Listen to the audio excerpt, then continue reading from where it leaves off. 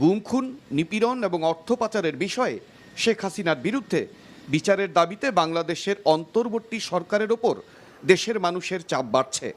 তাই ভারতে পালিয়ে থাকা শেখ হাসিনাকে বাংলাদেশে বিচারের মুখোমুখি করা যাবে কিনা বা শাস্তির আওতায় আনা যাবে কিনা তা নিয়ে ভারতীয় গণমাধ্যম ইন্ডিয়ান এক্সপ্রেস একটি প্রতিবেদন প্রকাশ করেছে।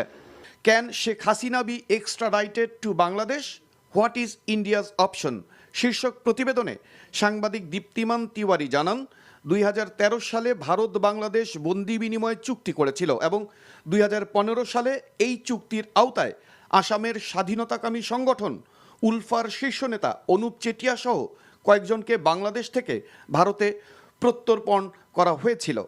চুক্তিতে বলা হয়েছে ন্যূনতম 1 বছরের সাজা হতে পারে এমন মামলায় আদালত গ্রেফতারি পরোয়ানা জারি করলেই ভারত বা বাংলাদেশকে পলাতক বন্দি হস্তান্তর করতে হবে।